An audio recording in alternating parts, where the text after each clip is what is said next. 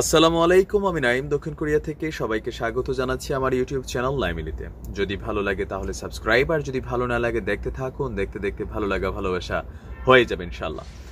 দর্শক, সবাই জানেন যে মেজর সিনহা হত্যাকাণ্ডের আপনার যে স্বরাষ্ট্র মন্ত্রণালয়ের যে তদন্ত কমিটি আমাদের যারা ছিল তাদের করা সেই তদন্ত রিপোর্টটি যখন স্বরাষ্ট্র মন্ত্রণালয়ে জমা করা হয়, এর ঠিক 2 দিনের মাথায় এই তদন্ত রিপোর্টটা এটা ফাঁস হয়ে গেছে।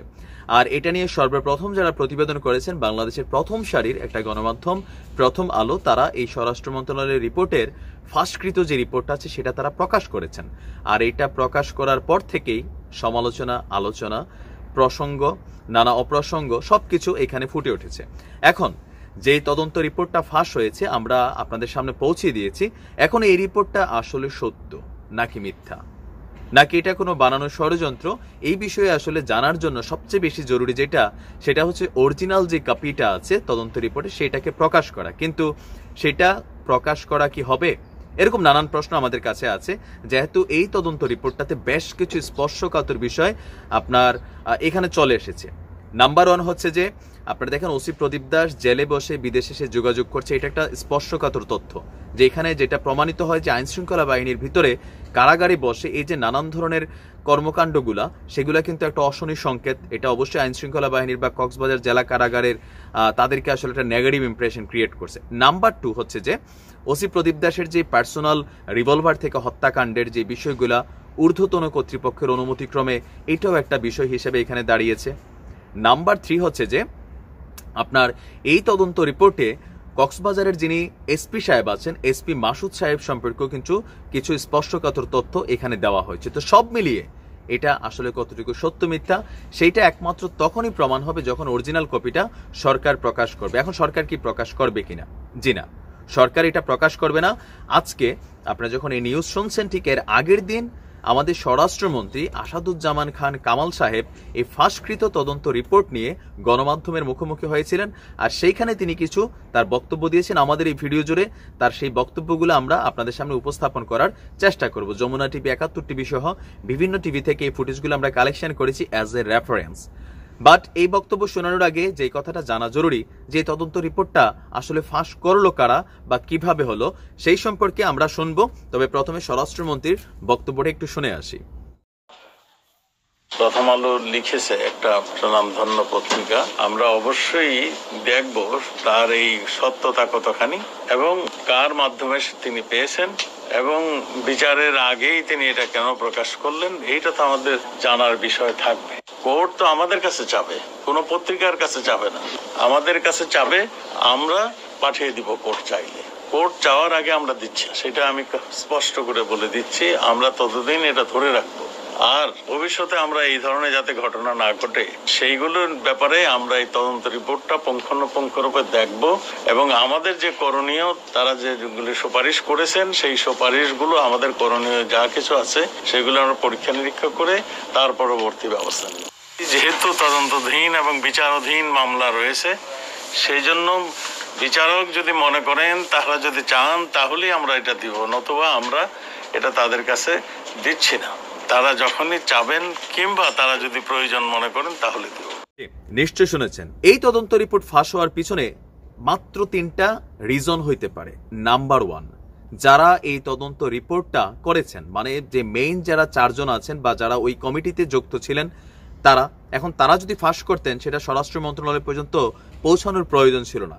এখন সেটা ইনভেস্টিগেশনের বিষয়। নাম্বার 2, যে যারা এই রিপোর্টটাকে লিপিবদ্ধ করেছে, কারণ এটা 83 পৃষ্ঠার একটা কি বলা হয় যে তদন্ত রিপোর্ট প্লাস 500 সামথিং পৃষ্ঠার আরেকটা রিপোর্ট। সো এটা যারা লিখেছে তাদের ব্রেইনে এই জিনিসগুলা রয়ে গেছে বা কম্পিউটারে ডাটাতে রয়ে গেছে। নাম্বার 3, যেখানে স্বরাষ্ট্র মন্ত্রণালয়ের যেই সেকশনে যেই রুমে এই রিপোর্টটা জমা ছিল এত সিকিউরলি, সেইখান থেকে নিশ্চয়ই কোনো ব্যক্তি বা বর্গ সেটা গণমাধ্যমের কাছে পৌঁছে দিয়েছে। যেইভাবে পৌঁছাক সেইখানে কিন্তু রাষ্ট্রের ভিতরে আমাদের যে সিকিউর লেস একটা বিষয় আছে, সেইখানে কিন্তু এটা প্রমাণিত হয়ে গেল যে এত স্পর্শকাতর তথ্য কিভাবে পাচার হয় স্বরাষ্ট্র মন্ত্রণালয় থেকে। এটা অবশ্যই ইনভেস্টিগেশনের বিষয়। স্বরাষ্ট্রমন্ত্রীর কথা শুনেছেন, অনেকগুলো কথা অস্পষ্ট ছিল যে তিনি কিন্তু এটার বিরুদ্ধে একটা তদন্ত কমিটি গঠন করবেন। আর তিনি এখানে অনেক সুন্দর একটা অ্যান্সার দিয়েছেন যে গণমাধ্যমের আসলে কোনো দোষ নাই। আমি একটু ভয়ে ছিলাম যে এই যে আমরা এগুলো প্রকাশ করছি, আমাদের কোনো সমস্যা হইতে পারে কিনা, যেহেতু এটা একটা স্পর্শকাতর ইস্যু।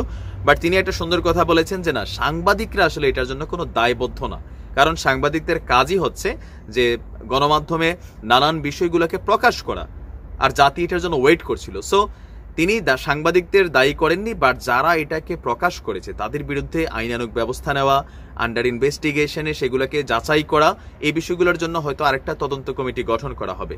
কিন্তু ঘটনা যাই হোক, এই তদন্ত কমিটির রিপোর্টটা যদি গণমাধ্যমে না আসে বা সরকারের পক্ষ থেকে প্রকাশ না করা হয়, আমার ধারণা এটা নিয়ে আরো নানান অপপ্রচার হবার সুযোগ আছে। যেমন আমাদের কাছে যতটুকু তথ্য ছিল আমরা কিন্তু ততটুকু দিয়ে দিয়েছি। এখন নাম পরিচয়বিহীন অনলাইন পত্রিকা, আরো কত দৈনিক পত্রিকা আছে ভাই, বা আমরা ইউটিউবাররা আছি, হ্যাঁ, তো এখানে হয়তো নানান ধরনের ভিডিও বক্তব্য চলে আসতে পারে, নানান ধরনের এডিটিং করা, আপনার হয়তো কোনো পৃষ্ঠা, কোনো ছবি এডিটিং করে সেখানে স্পর্শকাতর দেশ রাষ্ট্র নিয়ে কোনো কথা থাকতে পারে, যেটা হবে কি আপনার ক্ষতির কারণ হয়ে যাবে। তো এইরকম বিষয়গুলার নজরে এনে আমার মনে হয় যে স্বরাষ্ট্রমন্ত্রী সাহেবের কাছে আমাদের বিনীত অনুরোধ, যেহেতু জাতীয় জানতে চাচ্ছে, প্রয়োজনে 2-4 দিন পরে র্যাবের যে তদন্ত রিপোর্টটা সেইটা পাওয়া মাত্রই স্বরাষ্ট্র মন্ত্রণালয়ের যে অরিজিনাল রিপোর্টটা সেটাকে প্রকাশ করা উচিত। নয়তো ওই যে আসলটা মার্কেটে না আসলে নকলটাই কিন্তু মার্কেটে সয়লাভ হয়ে যায়, আর সেটাকে প্রমাণ করা খুব কষ্টকর হয়ে যায়। ওই পিছনে নামতে আছে ডোনা বাবির বাইয়ে বুঝছেননি, আমরা মোস্তফা ভাইয়ের শালা, বুইরা শালা। আমি আসলে যখন ভিডিও করছি, কোরিয়ান মানুষ, আমার বিল্ডিং এ থাকেন, আমি যে বিল্ডিং এ আছি।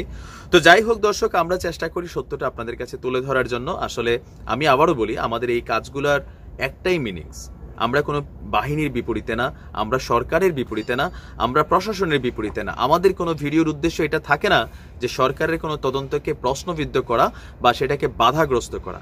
আমরা জাস্ট আমাদের কাছে যে তথ্যগুলো থাকে সেগুলো আপনাদের সামনে উপস্থাপন করার চেষ্টা করি, যেন যারা তদন্ত করছেন, র্যাবের কমিটি বা অন্যান্য যারা আছেন, তারা যেন এখানে কিছুটা সহযোগিতা পান। হয়তো ছোটখাটো অনেক ইস্যু আপনার গণমাধ্যম থেকে আসে না, বাট ফেসবুক বা আমাদের মাধ্যমে হয়তো পৌঁছে যেতে পারে। বাট দিন শেষে আমরা চাই যারা প্রকৃত দোষী তাদের যেন শাস্তিটা হয়। আর এই ধরনের বিচার বহির্ভূত হত্যাকাণ্ডের নামে আপনার যেই ধরনের মানে সন্ত্রাসী কর্মকাণ্ড, চাঁদাবাজি, কিছু কিছু অসাধু পুলিশ কর্মকর্তারা করছে, তাদের জন্য যেন এটা একটা দৃষ্টান্তমূলক ঘটনা হিসাবে আজীবন থাকে, সেটাই আসলে মেইন পারপাস।